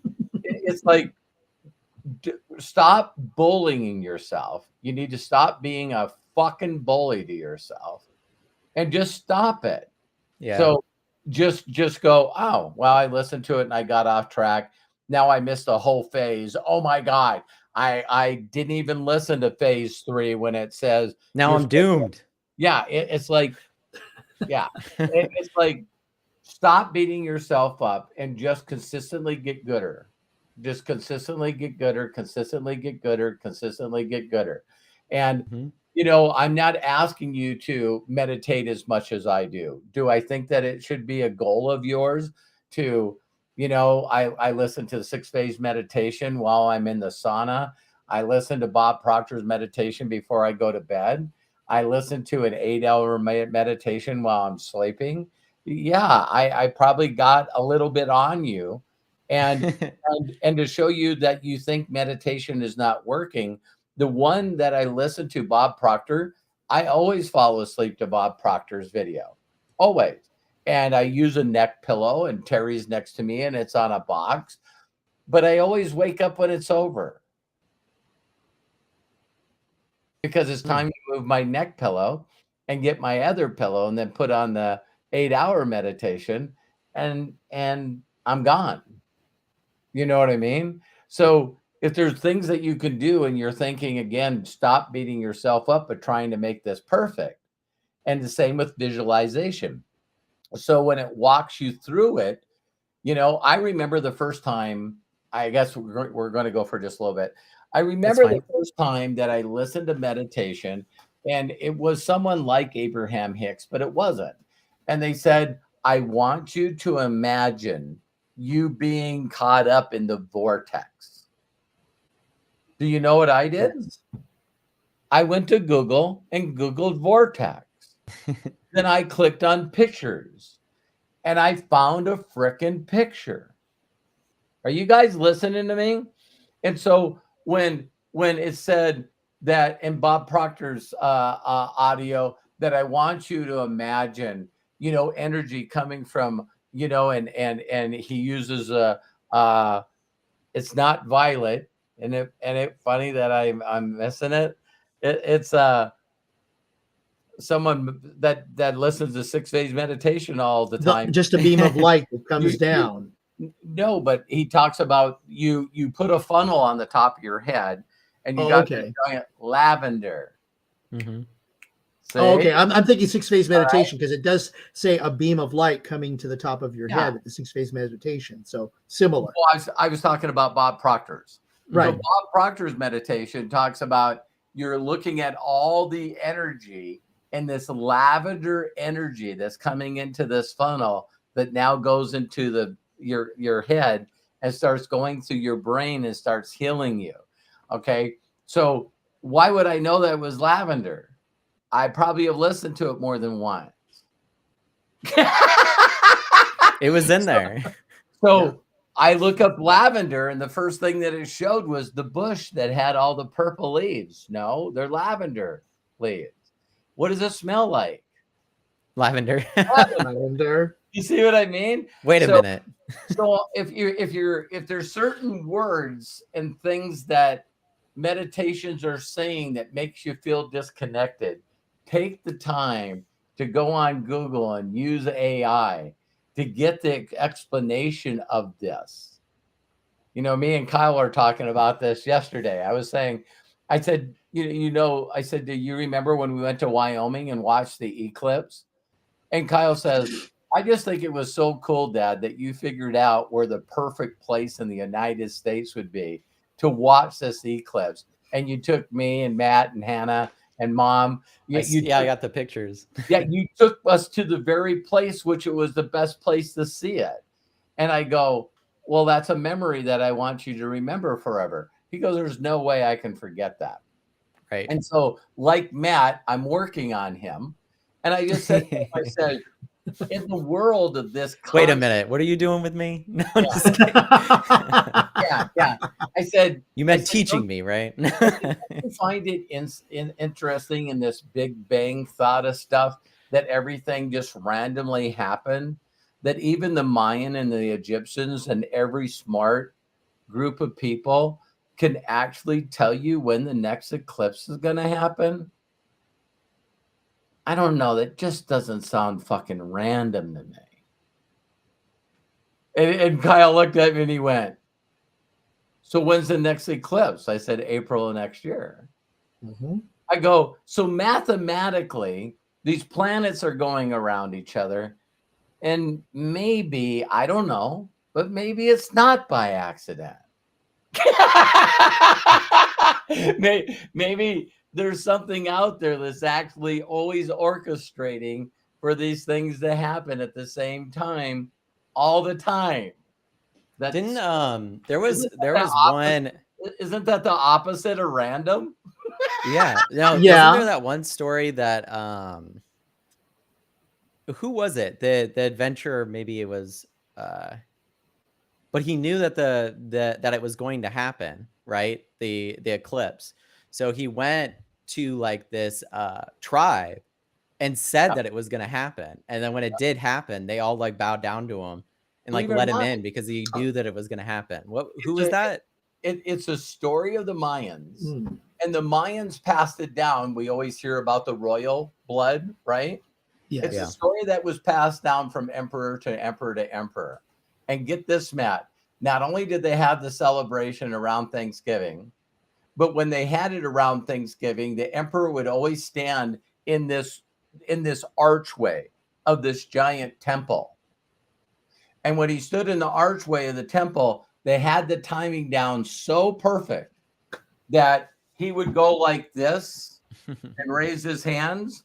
And as he did it, the sun instantly would go through his body.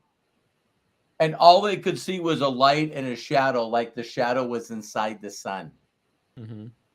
And everybody immediately dropped to their knees and bowed. How many movies use that concept? Had the celebration once a year, and it was passed on from generation to generation that the next dude in power better be standing in that archway. At that time. All right. Yeah. There's a lot of stories in religion, in the movies, that we see where Raiders of the Lost Bingo. Bingo. That was the one that immediately came to mind. The light bounces through all the parts and the openings of the, to light. Or he had to put the staff at a certain time in a certain spot at a certain level, and the sun hits it just right so that it reveals the city that he is supposed to go to, or whatever. Yeah, the staff of Jordan, I think, is what they call it, right? Something like that. Yeah. and so, to close this out, wouldn't that be part of visualization?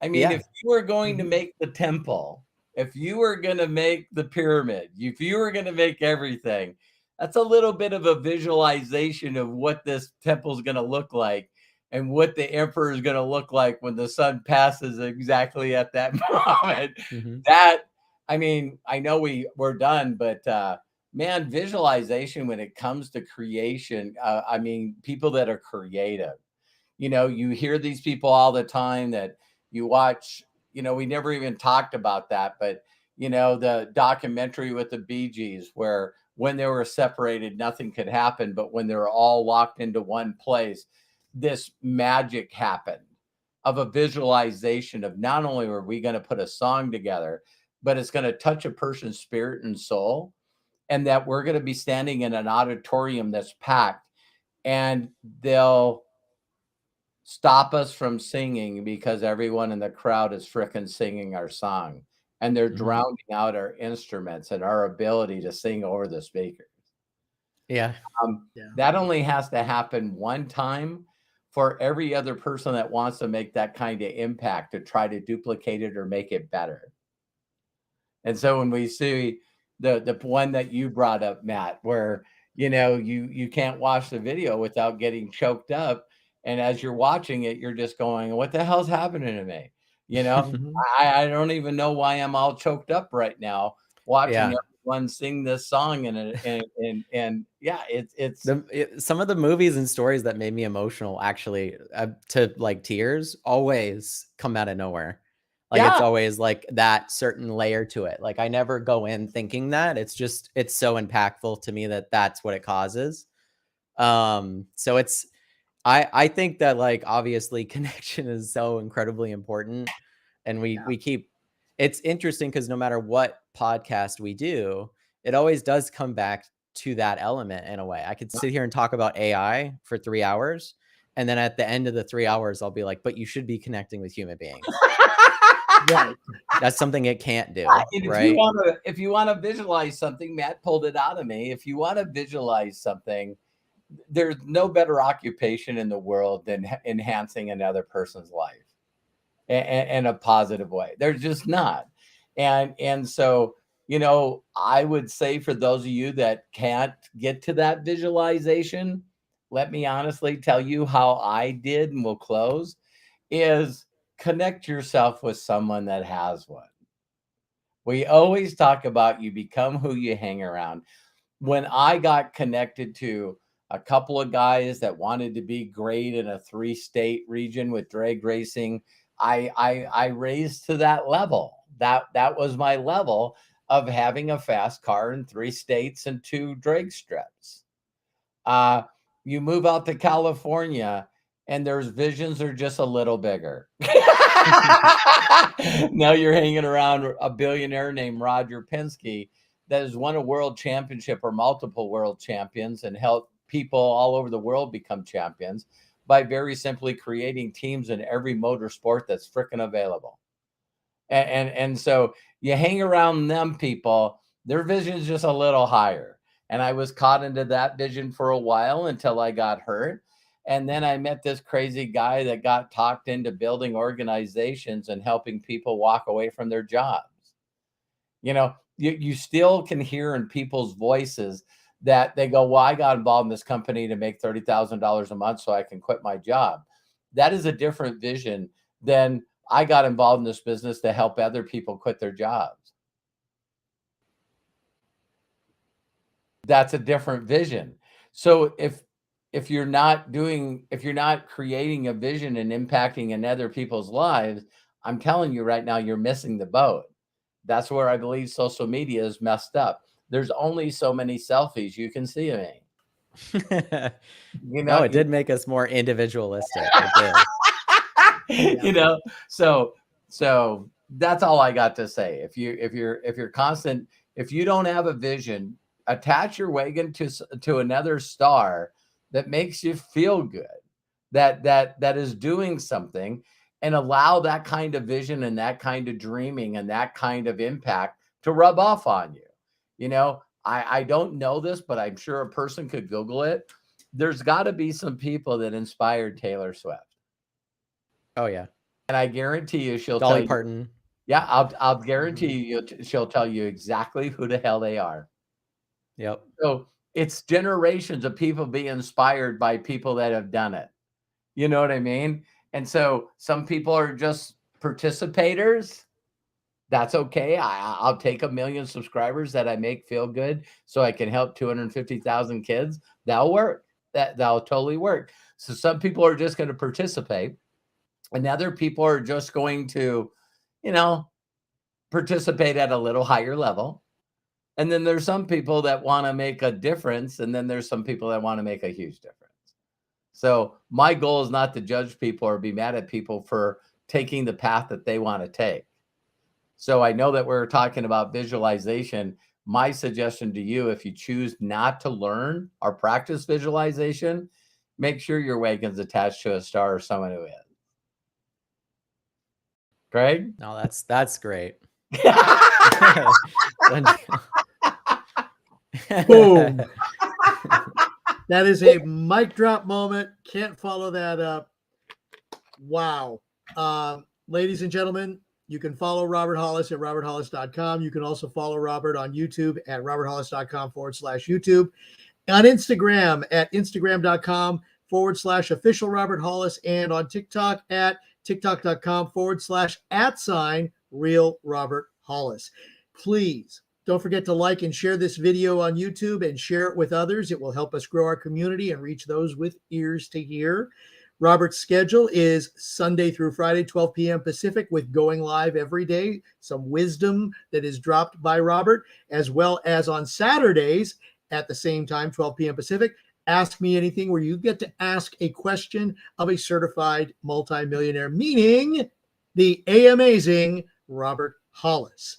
There's also the How Do You Know That podcast, which you are listening to right now every Wednesday at 1 p.m. Pacific. And then for those of you that are part of the Inner Circle, it's very easy to join the Inner Circle at roberthollis.com/join. Every Thursday at 3 p.m. Pacific, we have our Inner Circle breakthrough sessions where we go more into depth on a lot of the subjects that we talk about here, one-on-one. So it's important to be a part of our Inner Circle, and we appreciate if you would join us for that. Thank you, and shout out to, of course, our executive producer and visionary, Matt Hollis. Bless you, man. Thank you so much for being our foundation, our rock. And, of course, Robert, for being our inspiration and for being the another foundation to this. And, of course, thank you to you for joining us here on How Do You Know That with Robert Hollis, episode 21. We appreciate you. We love you. Please be good to yourselves. Be cash. And until next time, bye-bye. Thank you, everybody. Thank you so Craig. much, Dad.